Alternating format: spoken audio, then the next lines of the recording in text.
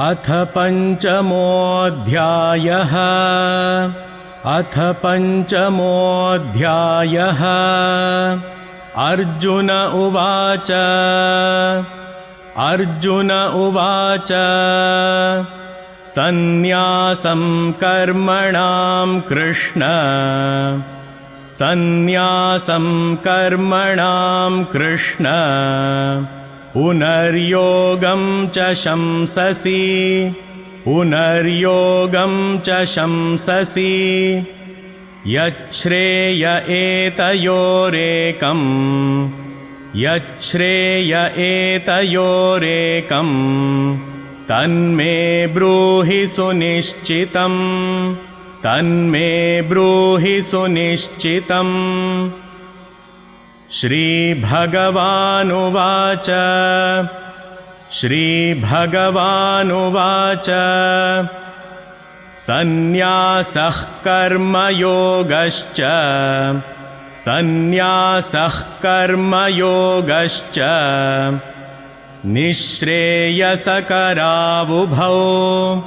निःश्रेयसकरावुभौ। तयोस्तु कर्मसन्न्यासात्। तयोस्तु कर्मसन्न्यासात् कर्मयोगो विशिष्यते। कर्मयोगो विशिष्यते। ज्ञेयः स नित्यसन्न्यासी।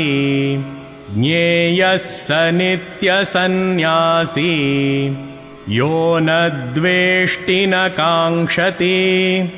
यो न द्वेष्टि न काङ्क्षति। निर्द्वन्द्वो हि महाबाहो। निर्द्वन्द्वो हि महाबाहो सुखं बन्धात् प्रमुच्यते। सुखं बन्धात् प्रमुच्यते। सांख्ययोगौ पृथक् बालाः। सांख्ययोगौ पृथक् बालाः प्रवदन्ति न पण्डिताः।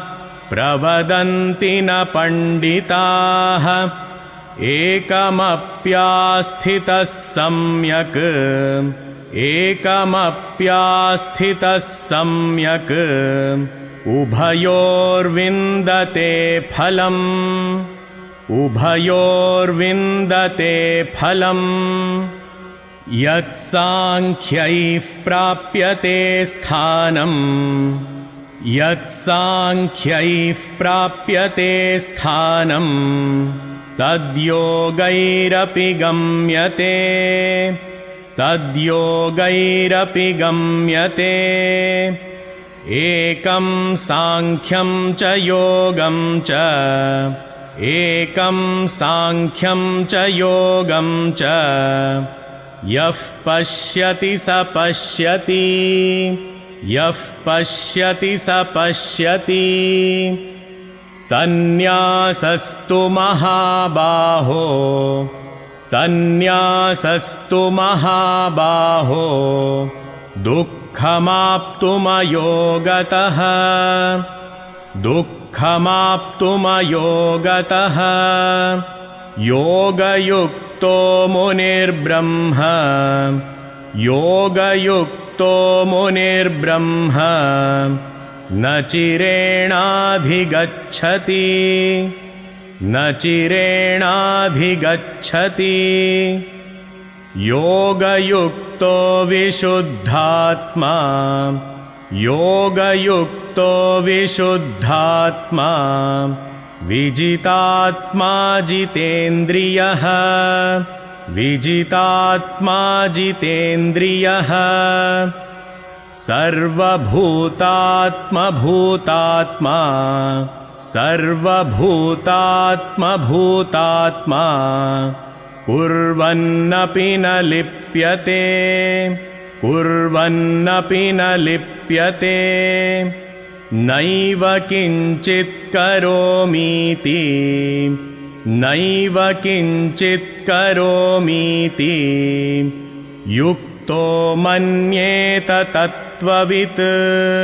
युक्तो युक्तो मन्येत तत्त्ववित् पश्यन् शृण्वन् स्पृशन् जिघ्रन् पश्यन् शृण्वन् स्पृशन् जिघ्रन् अश्नन् गच्छन् स्वपन् श्वसन् अश्नन् गच्छन् स्वपन् श्वसन् प्रलपन् विसृजन् गृह्णन् प्रलपन् विसृजन् गृह्णन् उन्मिषन् निमिषन्नपि उन्मिषन् निमिषन्नपि इन्द्रियाणीन्द्रियार्थेषु इन्द्रियाणीन्द्रियार्थेषु वर्तन्त इति धारयन् वर्तन्त इति धारयन् ब्रह्मण्याधाय कर्माणि ब्रह्मण्याधाय कर्माणि सङ्गं त्यक्त्वा करोति यः सङ्गं त्यक्त्वा करोति यः लिप्यते न स पापेन लिप्यते न स पापेन पद्मपत्रमिवाम्भसा पद्मपत्रमिवाम्भसा कायेन मनसा बुद्ध्या कायेन मनसा बुद्ध्या केवलैरिन्द्रियैरपि केवलैरिन्द्रियैरपि योगिनः कर्म कुर्वन्ति योगिनः कर्म कुर्वन्ति सङ्गं त्यक्त्वात्मशुद्धये सङ्गं त्यक्त्वात्मशुद्धये युक्तः कर्मफलं त्यक्त्वा युक्तः कर्मफलं त्यक्त्वा शान्तिमाप्नोति नैष्ठिकीम् शान्तिमाप्नोति नैष्ठिकीम् अयुक्तः कामकारेण अयुक्तः कामकारेण फले सक्तो निबध्यते फले सक्तो निबध्यते सर्वकर्माणि मनसा सर्वकर्माणि मनसा सन्न्यस्यास्ते सुखं वशी सन्न्यस्यास्ते सुखं वशी नवद्वारे पुरे देहि नवद्वारे पुरे देहि नैव कुर्वन्न कारयन् नैव कुर्वन्न कारयन् न कर्तृत्वं न कर्माणि न कर्तृत्वं न कर्माणि लोकस्य सृजति प्रभुः लोकस्य सृजति प्रभुः न कर्मफलसंयोगम् न कर्मफलसंयोगम् स्वभावस्तु प्रवर्तते स्वभावस्तु प्रवर्तते नादत्ते कस्यचित् पापम् नादत्ते कस्यचित् पापम् न चैव सुकृतं विभुः न चैव सुकृतं विभुः अज्ञानेनावृतं ज्ञानम् अज्ञानेनावृतं ज्ञानम् तेन मुह्यन्ति जन्तवः तेन मुह्यन्ति जन्तवः ज्ञानेन तु तदज्ञानम् ज्ञानेन तु तदज्ञानम् येषां नाशितमात्मनः येषां नाशितमात्मनः तेषामादित्यवज्ञानं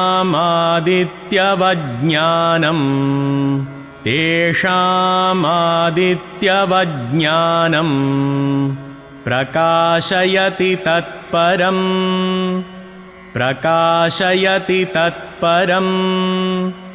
तद्बुद्धयस्तदात्मानः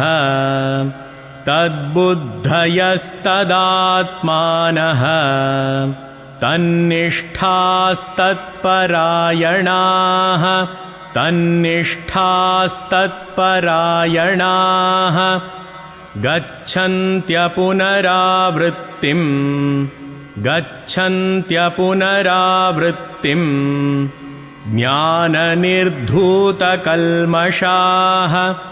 ज्ञाननिर्धूतकल्मषाः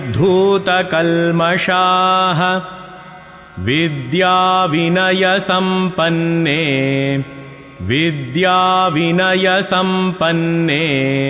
ब्राह्मणे गविहस्तिनि शुनि चैव श्वपाके च पंडिताः समदर्शिनः इहैव तैर्जितः सर्गः येषां साम्ये स्थितं मनः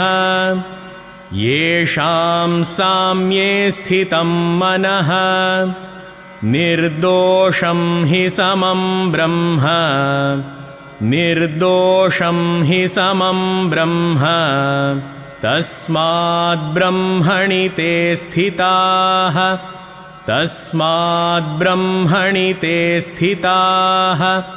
न प्रहृष्येत् प्रियं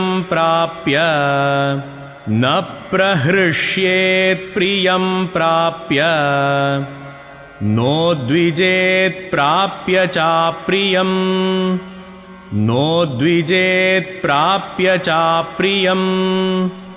स्थिरबुद्धिरसम्मूढः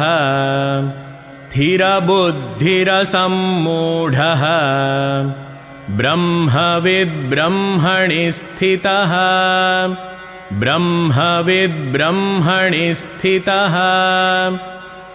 बाह्यस्पर्शेष्वसक्तात्मा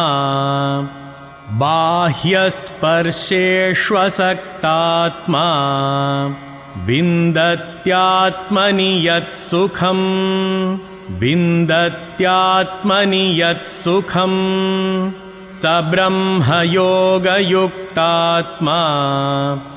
स ब्रह्मयोगयुक्तात्मा सुखमक्षयमश्नुते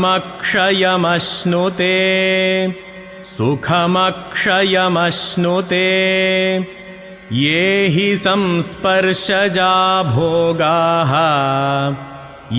हि संस्पर्शजा भोगाः दुःखयोनय एव ते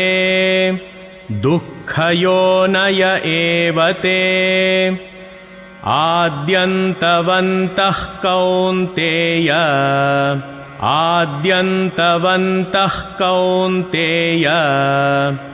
न तेषु रमते बुधः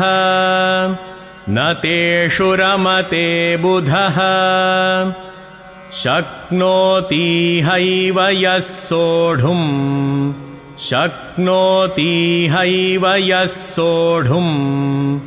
प्राक्शरीरविमोक्षणात् कामक्रोधोद्भवं वेगम्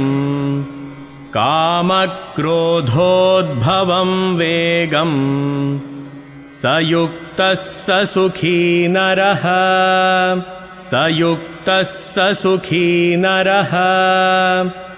योऽन्तः सुखोऽन्तरारामः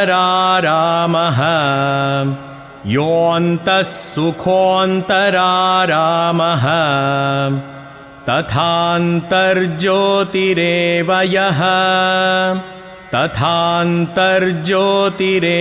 यः स योगी ब्रह्मनिर्वाणम् स योगी ब्रह्मनिर्वाणम् ब्रह्मभूतोऽधिगच्छति ब्रह्मभूतोऽधिगच्छति लभन्ते ब्रह्मनिर्वाणम् लभन्ते ब्रह्मनिर्वाणम् ऋषयः क्षीणकल्मषाः ऋषयः क्षीणकल्मषाः छिन्नद्वैधायतात्मानः छिन्नद्वैधायतात्मानः सर्वभूतहिते रताः सर्वभूतहिते रताः कामक्रोधवियुक्तानां कामक्रोधवियुक्तानां यतीनां यतचेतसां यतीनां यतचेतसाम् अभितो ब्रह्मनिर्वाणम् अभितो ब्रह्मनिर्वाणम् वर्तते विदितात्मनां वर्तते विदितात्मनां स्पर्शान् कृत्वा बहिर्बाह्यान् स्पर्शान् कृत्वा बहिर्बाह्यान् चक्षुश्चैवान्तरे भ्रुवोः चक्षुश्चैवान्तरे भ्रुवोः प्राणापानौ समौ कृत्वा प्राणापानौ समौ कृत्वा नासाभ्यन्तरचारिणौ नासाभ्यन्तरचारिणौ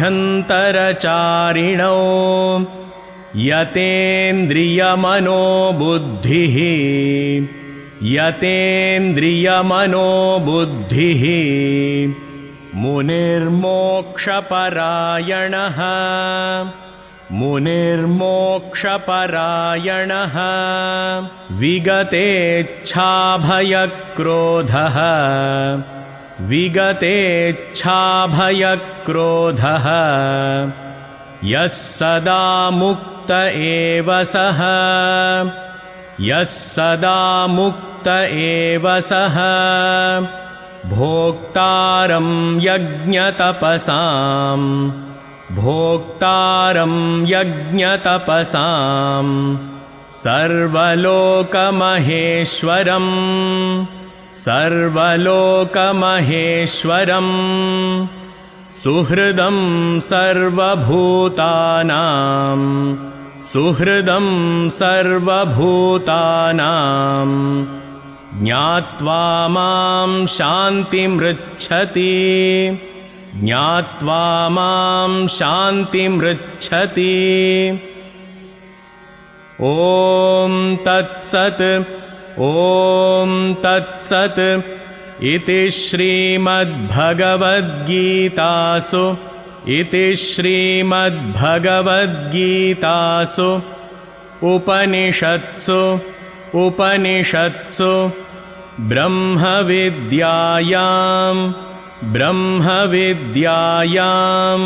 योगशास्त्रे श्रीकृष्णार्जुनसंवादे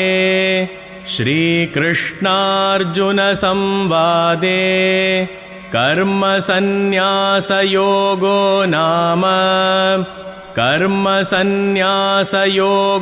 नाम पञ्चमोऽध्यायः